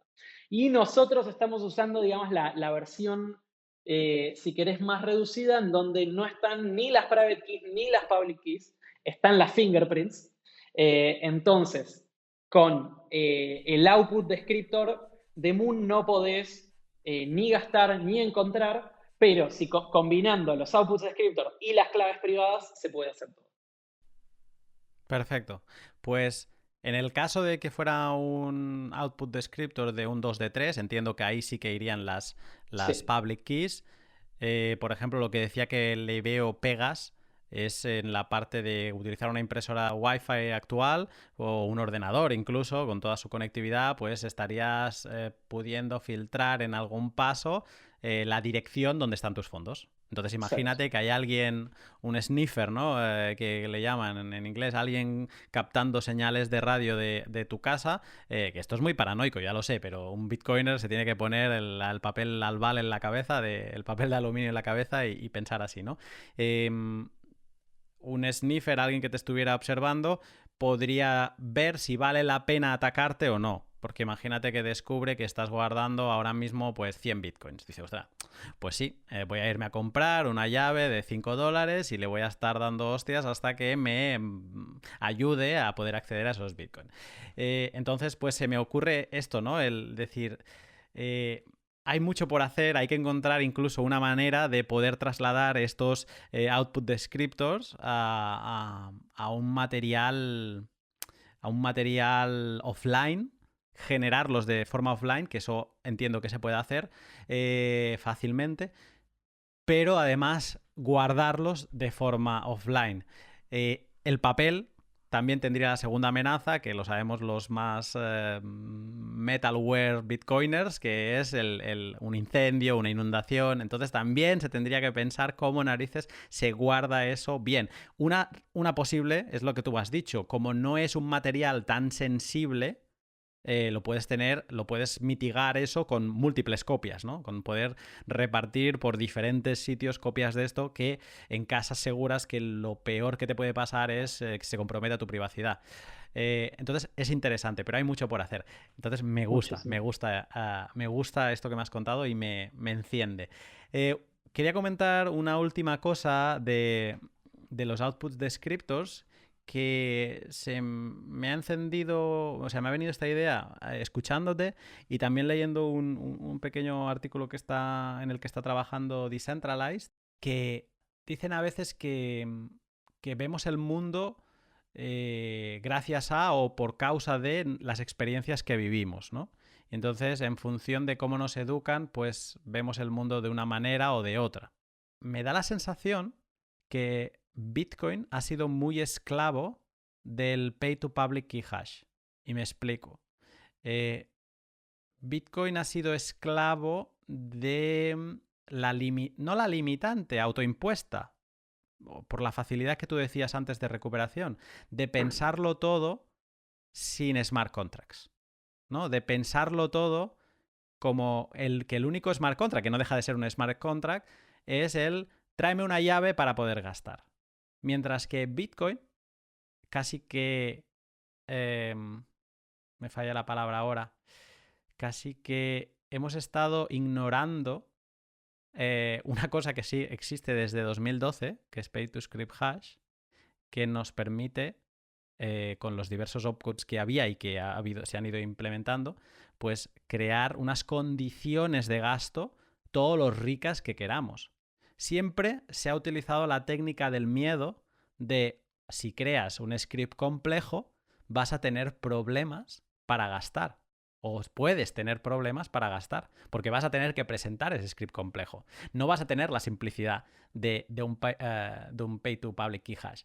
Entonces, viendo los output descriptors, es como que si venimos viendo las posibilidades de Bitcoin con las gafas del script pay to public key hash, es como que los outputs descriptors agarran esas gafas, las tiran al suelo, las revientan y te dicen, chico, mira el mundo realmente como puedes verlo. O sea, el mundo es mucho más que lo que te dejan ver esas gafas. Porque entiendo que incluso un output descriptor te puede definir, tú puedes utilizar un output descriptor para un single seed también, ¿no? Por lo que decías antes, que te incluya toda esa información y no necesites wallet recovery y que te acuerdes esto con qué software lo hice. ¿Era con Wasabi o estaba utilizando Moon o qué estaba utilizando? Entonces, me da la sensación que es romper las cadenas autoimpuestas por Totalmente. comodidad, por laziness. Y esto Sí, esto me enciende positivamente. ¿Es así? totalmente, totalmente. Me encanta la reflexión. Eh, sí, creo que pasa que era muy simple. Era muy simple el planteo de escribo 12 palabras y ya está.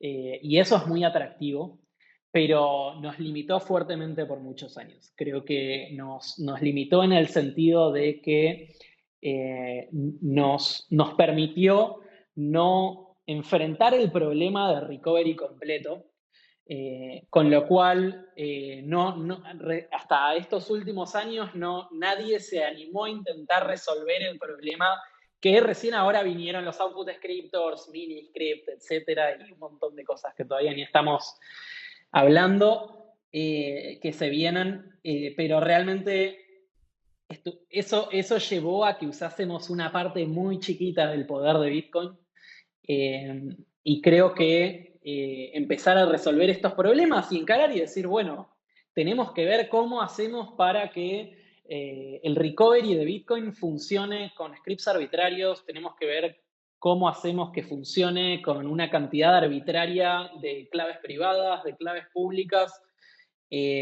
Resolver eso nos habilita una cantidad de casos de uso, de posibilidades que no nos estábamos imaginando hasta ahora, porque estábamos limitados por esto, ¿no? Con lo cual creo que hay muchas cosas muy interesantes por delante. Eh, Outputs descriptors junto con algo que para otro pod, miniscript, permiten describir condiciones arbitrarias, y hay cosas muy interesantes por hacer. Eh, Todavía hay algunas limitaciones del ecosistema, justamente por estos mismos motivos. Realmente, en mi opinión, una de los costos más altos de no haber encarado esto de entrada es que las hardware wallets hoy no permiten gastar fondos o guardar fondos en esquemas que no sean single sig o, en todo caso, un multisig muy básico. Por lo tanto, hoy no permiten armar esquemas con outputs scripts arbitrarios, mini script arbitrario, en donde uno de los participantes es una hardware wallet, que es fundamental y recién ahora se lo están empezando, digamos, como usuarios se lo estamos empezando a pedir a las hardware wallets. Eh, y hay mucho por delante, creo. Las vaults, como esquemas de, bueno, esto es un 3 de 5, pero en un año se vuelve un 2 de 3 por si alguien perdió algo y en 5 años se vuelve un 1 de 2. Esas cosas se pueden hacer. Claramente queremos hacerlas porque es mejor seguridad y nos protegen de, bueno, ¿qué pasa si alguien pierde algo de manera irrecuperable? Pero todavía faltan, digamos, estos detallitos que si bien son detalles, son súper importantes para que habilitar, digamos, todo este universo de cosas que hoy no se están viendo. Esto crece mucho más con Taproot. Taproot de pronto permite esquemas en donde hay muchísimas claves y al mismo tiempo permite hacer todas estas cosas sofisticadas que se están empezando a hacer ahora sin pérdida de privacidad en la blockchain. Porque con Taproot todo se ve igual en la blockchain y Moon puede estar usando un 2 de 2 y Blue puede estar permitiendo un 3 de 5 y Casa un 3 de 6 y todo en la blockchain se ve igual. Con lo cual creo que la dirección es la correcta, estamos resolviendo los problemas que quedan, los pocos problemas que quedan para habilitar estos casos de uso súper interesantes. Y creo que en los próximos 2 años vamos a ver cosas que no nos estábamos imaginando que eran posibles con Bitcoin, con lo cual mucha emoción por ver qué se viene, ¿no? Es que es muy inspirador todo esto.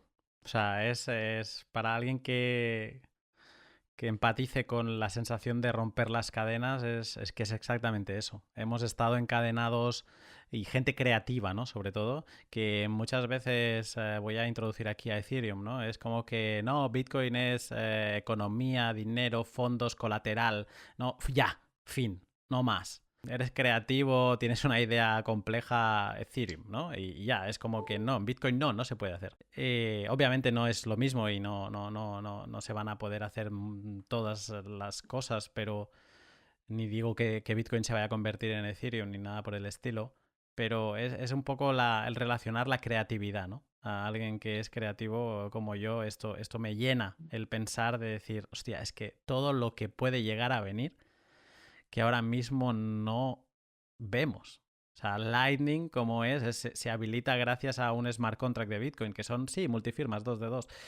Pero es que se habla que con Taproot, no vamos a empezar a hablar de Taproot ahora, pero se habla que con Taproot y Schnorr se podrán crear como pools porque como se pueden combinar no sé cuántos firmantes, se podrán bloquear fondos de todos estos firmantes y dentro de estos pools se podrán hacer como transacciones Lightning pero sin Lightning. Entonces es como, o sea, a veces yo mismo, ahora mismo reflexionando, es como, a ver, Lunati, cállate, que no sabes ni de lo que estás hablando. Es que realmente es así, o sea, eso es la flexibilidad que te habilita todos estos esquemas que hasta ahora teníamos muy limitados o que se podían solo plantear empresas como BitGo y demás porque ellos ya se preocupaban de guardar bien todos esos fondos y ahora el usuario final va a poder interactuar con todos esos. Que habrá una wallet intermediaria que le habilitará pues estas funcionalidades adicionales, pero podrá llegar, ¿no? Porque podrá tener un backup que lo respalde, una seguridad que no está haciendo malabarismos con algo tan preciado como es Bitcoin. Me quedo con la cabeza a 200, así que es muy, muy interesante. Voy a seguir leyendo sobre eso y sí, obviamente en un futuro tenemos que hablar de mini script. Así es. Para cerrar, te quería hacer una pregunta que dieras un consejo, ¿no? Habrá gente que, pues por ejemplo yo, después de escuchar este pod, salgan envalentonados y digan, no, es que yo ahora quiero hacer mi multifirma. Quiero hacer mi 2 de 3. Voy a buscar alguna wallet que me permita sacar los output descriptors, ya veré cómo los guardo, pero me siento cómodo. ¿Qué le recomendarías a esa persona antes de guardar fondos en esa multifirma? ¿Qué le recomendarías, qué precauciones le darías de verificación? ¿No? Yo, por ejemplo, en una single seed, cuando voy a guardar fondos, la creo en un dispositivo offline, miro las primeras 10 direcciones que genera, la borro o no, da igual, pero me voy a otro dispositivo offline, genero esa semilla, utilizo la misma passphrase si es que he utilizado passphrase y miro qué addresses me está generando. Cuando veo que dos dispositivos de fabricantes distintos me están generando las mismas addresses, me quedo tranquilo. En un multifirma, 2 de 3 vamos a Bien, poner para autocustodio. ¿Qué recomendaciones darías tú qué verificaciones recomendarías? bien, creo que la prueba de fuego es mandar unos pocos satoshis y recuperarlos. pasar antes de mandar mucha plata a un esquema, sea 2 de 3 o el que sea, mandar poca plata y eh, pasar por el proceso de, bueno, ¿qué pasa si yo perdí acceso a la billetera y tengo, digamos, tengo las mnemonics, tengo lo que sea que haya backupeado? Creo que eso va a forzarlo a uno a nada, si hay una pieza de datos que te falta y no estás backupeando, te vas a dar cuenta en el instante. Ahora bien, lo ideal, como decíamos, si tenés los output scriptors, muy probablemente ya tenés todo. Algunos software para el manejo de esquemas multisig, creo que Spectre ya está haciendo esto, la versión de software de Spectre, como que ya te dan los output scriptors. Creo que lo vamos a ver cada vez más. Eh, Estaría buenísimo si Electrum, Blue, que permiten como estos esquemas más sofisticados, ya te pudiesen ofrecer los output scriptors. Creo que son lo que permite simplificar un poco todo esto. Pero en tanto y en cuanto no estén, creo que la recomendación siempre es, antes de mandar mucha plata, mandar poca plata y hacer el proceso de recuperación. Eh, y en caso de que uno no pueda adquirir los output scriptors, lo que hace falta son claves públicas, caminos de derivación, scripts, claves públicas, tipo de dirección. Es un montón de datos, por eso está bueno que haya algo que lo englobe todo y sea, bueno, una sola cosa, pero en la medida en la cual eso no esté disponible, va a haber que hacer manualmente todos estos pasos. 2021 quizá que todo está aún muy verde, quizá recomendamos que guarden tanto outputs de scriptos como el sistema tradicional que hemos explicado aquí, que es las MDN, las M private keys, ¿vale? 2 de 3, pues 2 private keys. Las N public keys, 2 de 3, pues 3 public keys. Camino de derivación, el script y el tipo de dirección. Esto, bien apuntadito, va a hacer que tú a tu multifirma puedas acceder. Con los output descriptor no hablaremos de multifirmas, hablaremos de scripts complejos, de creatividad, de libertad y esperamos irlo, o espero yo, irlo viendo contigo en un futuro, poderlo comentar. Te agradezco el esfuerzo mental que requiere poder hablar de estos temas técnicos, que esto también se lo he dicho muchas veces a Sergi. Seguramente con una pantalla, con una pizarra en blanco, se podría avanzar bastante rápido, ¿no? Aquí tenemos como que redundar en ideas e intentar crear la imagen mental. Te agradezco el esfuerzo que no es sencillo y te espero pronto. Disfruto mucho hablando contigo, así que nada, te espero pronto. Gracias, Darío. Definitivamente, un placer estar acá y gracias por la invitación.